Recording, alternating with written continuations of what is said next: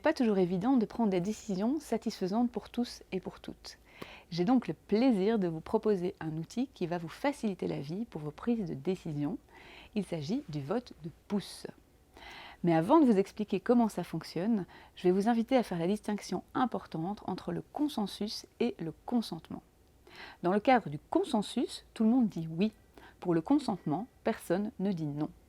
Et pour le vote de pouce, on va vraiment utiliser le consentement puisqu'on va partir du principe que quand ce n'est pas non, c'est oui, ce qui va accélérer la prise de décision. Cette prise de décision, on va la vivre en 5 étapes. D'abord, la proposition, ensuite la clarification, le vote de pouce, la régulation et puis la célébration.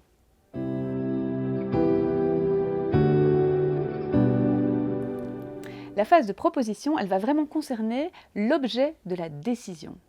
Et plus cette proposition sera claire, concrète, précise, plus la décision sera facile à prendre. Notez par exemple la différence entre la proposition est de réorganiser la réunion d'équipe ou bien la proposition est d'avancer le début de la réunion d'équipe à 9h30 et de lui donner une longueur de 50 minutes.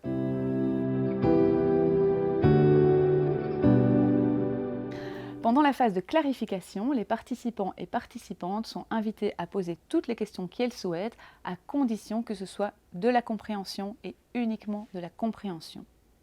Le but est ici que les tenants et aboutissants de la proposition soient clairs pour tous et toutes, pour pouvoir prendre la décision en connaissance de cause.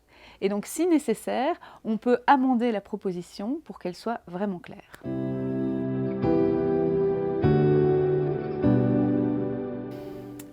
Une fois que la proposition est claire pour tout le monde, on procède au vote de pouce avec 3 signaux possibles.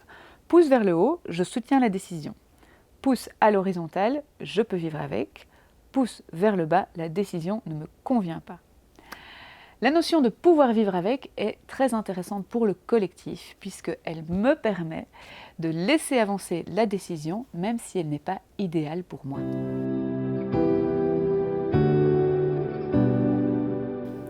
Si la majorité des pouces sont vers le haut ou à l'horizontale, vous allez vous concentrer sur les personnes qui ont mis un pouce vers le bas et leur poser la question suivante.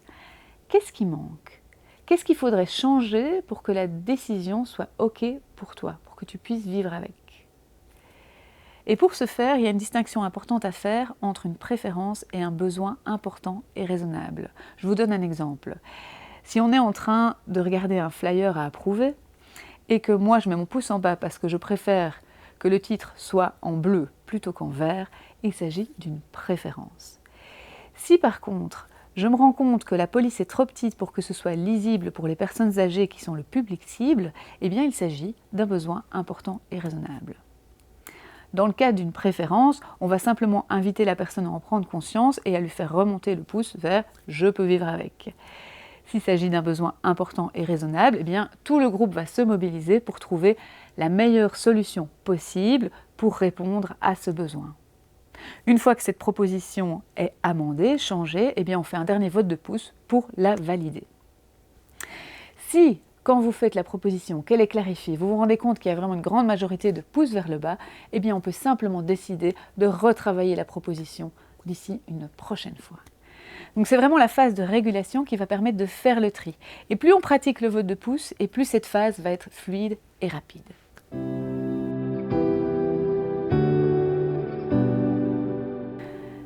Une fois que la décision est finalisée, je vous invite à la célébrer de la façon qui vous convient.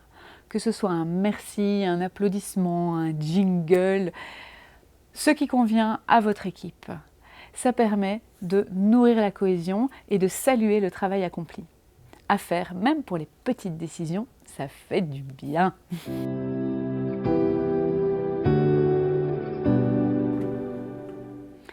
En quoi le vote de pouce est-il salutaire ? Il y a plusieurs raisons de choisir ce processus. Tout d'abord, il permet de s'assurer que tout le monde est vraiment OK avec tous les paramètres de la décision. Ensuite, comme tout le monde est obligé de se positionner individuellement, ça assure un engagement collectif. Troisième avantage, le fait que la proposition a été clarifiée, qu'elle est concrète, précise, claire, eh bien, ça va permettre une mise en œuvre vraiment facile puisque le plan d'action va couler de source. Dernier avantage, plus vous pratiquerez ce processus, plus il sera fluide et rapide. Car quand le groupe est habitué à ce système de décision, le processus réellement, il va très très vite. Alors, si je vous propose de tester, quel pouce allez-vous me donner ?